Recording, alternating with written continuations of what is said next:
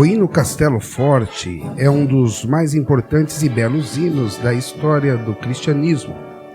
Seu autor, o ex-monge agostiniano Martinho Lutero, foi o homem usado por Deus para iniciar a Reforma Protestante, evento que afetou a cristandade para sempre e o Ocidente como um todo, inaugurando o mundo moderno. Esse hino, cuja letra e melodia são de Lutero, era considerado pelos primeiros reformadores o hino de batalha da Reforma, e o célebre poeta lírico alemão Christian Johann Heinrich Heine costumava denominá-lo ainda e com propriedade de a Marselhesa da Reforma, numa alusão ao hino nacional francês, que é uma canção de batalha. Segundo informa Heinrich Heine, esse hino foi composto por Lutero por volta de 1521, por ocasião de sua convocação para a histórica Dieta de Worms. Dieta era o nome dado a assembleias políticas da época, onde assuntos de interesse do reino eram discutidos, e também era, em casos especiais, dado a pessoas acusadas o direito de se defenderem perante os membros ilustres de uma assembleia especialmente convocada, uma cúpula oficial que depois discutiria o assunto para dar o seu parecer, que valeria como lei. A tal dieta foi convocada pelo imperador Carlos V para os dias 27 de janeiro a 25 de maio de 1521, na cidade de Worms, e dentre os assuntos a serem discutidos, o principal era a polêmica em torno dos ensinos de Lutero.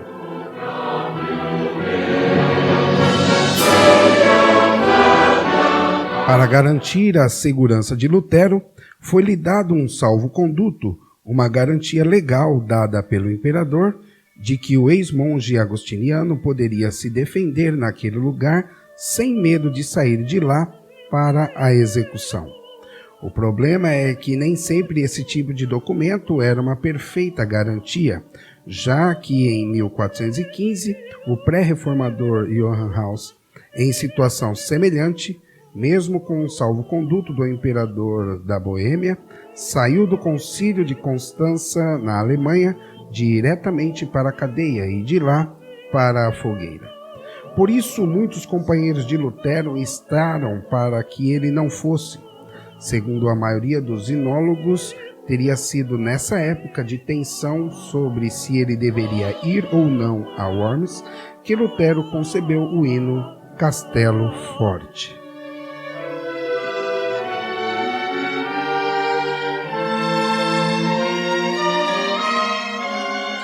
Depois de orar sobre sua convocação, o reformador alemão sentiu que deveria ir à dieta e declarou: ainda que haja em Worms tantos demônios quantos sejam as telhas nos telhados, confiando em Deus, eu ali entrarei.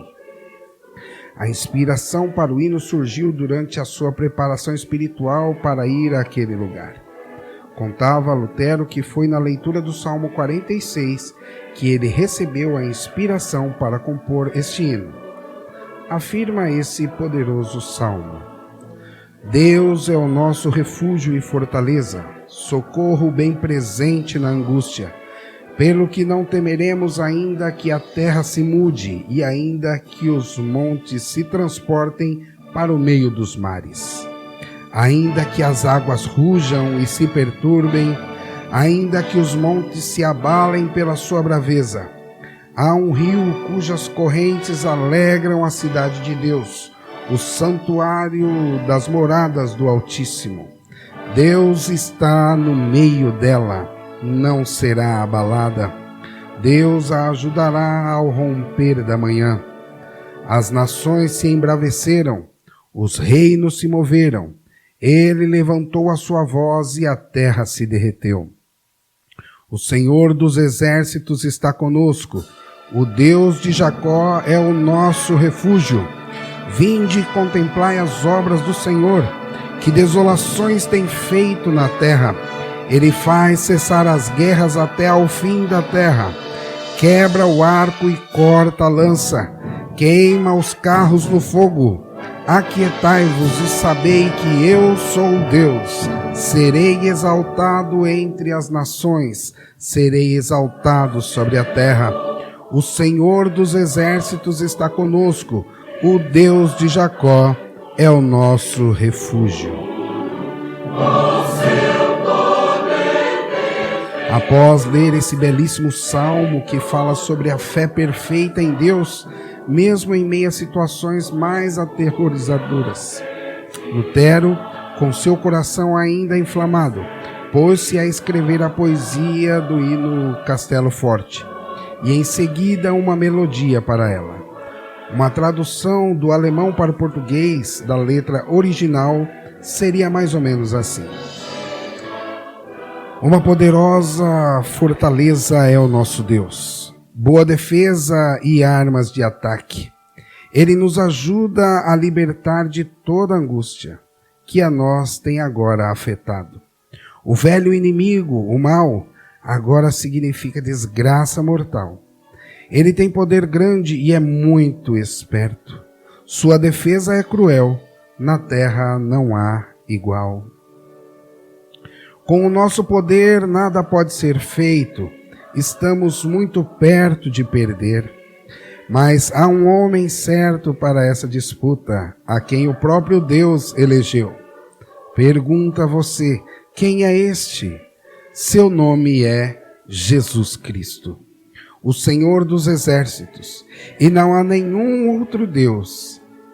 Ele manterá o campo. E se o mundo estiver cheio de demônios que nos querem devorar, não tenhamos, portanto, tanto medo. Teremos sucesso ainda. O príncipe deste mundo, quão terrível se faz, porém ele não poderá fazer nada, pois já está julgado. E uma pequena palavra pode derrubá-lo. A palavra ainda ficará. Permaneçamos gratos por ela. E ele estará à vontade sobre a situação com seus dons e o Espírito, que levem o nosso corpo, os bens, a fama, crianças e esposa. Pois, embora tudo isso vá, eles não têm nada a ganhar, mas o reino será nosso.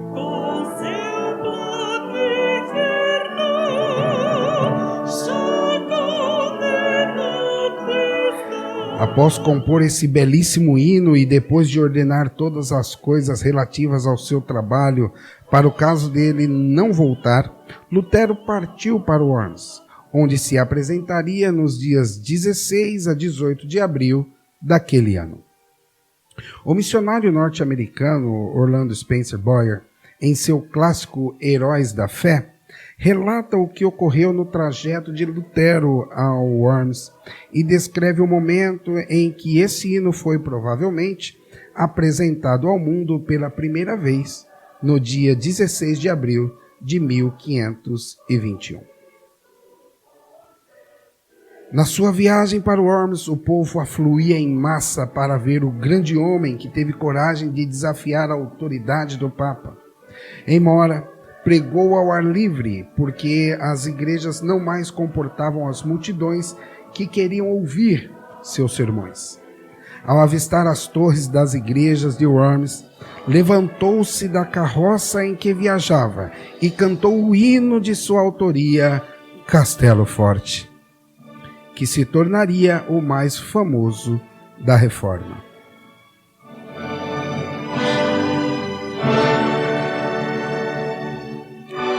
O poeta alemão Heinrich Heine ainda acrescenta que os colegas que acompanhavam Lutero naquela viagem também cantaram o hino efusivamente com seu líder enquanto entravam com ele pelas portas de Worms, de pé sobre aquela carroça, atraindo a atenção da multidão que se juntou à sua chegada.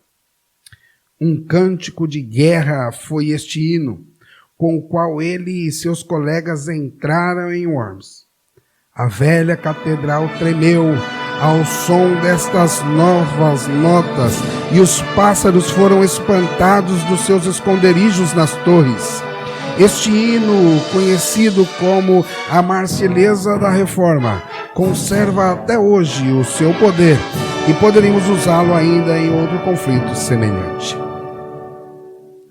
Bohr relata ainda que Lutero, ao entrar por fim na cidade, estava acompanhado de uma multidão maior do que a que fora ao encontro de Carlos V. Como estabelecido na convocação, lá estava Lutero em frente à Assembleia para se defender. Ela era composta do imperador Carlos V, Johann Eck, que é delegado do Papa, ex-colega de Lutero e agora seu grande opositor, 6 eleitores do Império, 25 duques, 8 margraves, 30 cardeais e bispos que estavam ansiosos para ver o fim do reformador, 7 embaixadores, os representantes de 10 cidades do Império e um grande número de príncipes, condes e barões. Depois de uma longa introdução ao assunto, Johann Eck mostrou a Lutero uma mesa repleta de cópias de seus manuscritos e perguntou-lhe se eram seus mesmos e se acreditava naquilo que eles diziam. Percebendo que não teria chance de se defender como gostaria, ele pediu tempo à Assembleia para pensar em uma resposta, o que lhe foi concedido. Então retirou-se para o seu quarto em Worms, consultou seus companheiros e foi orar. Lutero orou a noite inteira. Conta Bohr. Lutero passou a noite anterior em vigília. Prostrado com o rosto em terra, lutou com Deus, chorando e suplicando. Um dos seus amigos ouviu-o orar assim: ó Deus Todo-Poderoso, a carne é fraca, o diabo é forte. Ah, Deus, meu Deus, que perto de mim estejas contra a razão e a sabedoria do mundo. Falo, pois somente tu o podes fazer. Não é a minha causa, mas sim a tua. Que tenho eu com os grandes desta terra? É a tua causa, Senhor, a tua justa e eterna causa. Salva-me, ó Deus fiel. Somente em ti confio, ó Deus, meu Deus. Vem, estou pronto a dar como um cordeiro a minha vida. O mundo não conseguirá prender a minha consciência, ainda que esteja cheia de demônios, e se o meu corpo tem de ser destruído, a minha alma te pertence e estará contigo eternamente.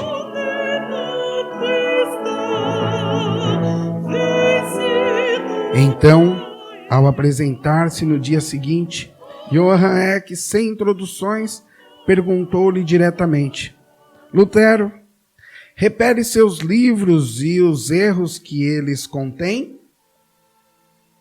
A resposta do reformador ficou para a posteridade. Se não me refutardes pelo testemunho das Escrituras e claros argumentos da razão, uma vez que não creio somente nos papas e nos concílios, por ser evidente que já muitas vezes se enganaram e se contradisseram uns aos outros, pelos textos das Sagradas Escrituras que citei, a minha consciência tem de ficar submissa à palavra de Deus. Não posso retratar-me, nem me retratarei de qualquer coisa, pois não é justo nem seguro agir contra a consciência. Diante da insistência de Eck, Lutero ainda acrescentaria terminantemente: não posso fazer outra coisa. Esta é minha posição. Deus me ajude. Amém.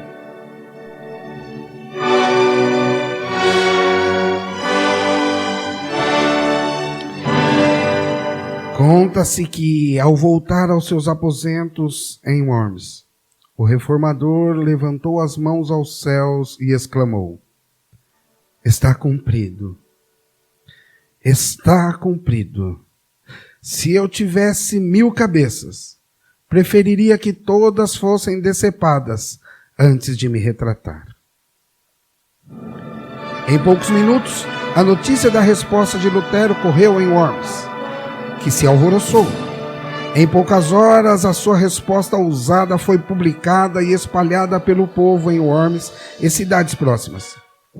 Lutero deixaria Worms logo depois, sendo raptado pelos servos do príncipe da Saxônia, que, sabendo que o reformador seria condenado, resolveu escondê-lo por um tempo, período no qual Lutero traduziu a Bíblia para o alemão e escreveu a primeira gramática alemã.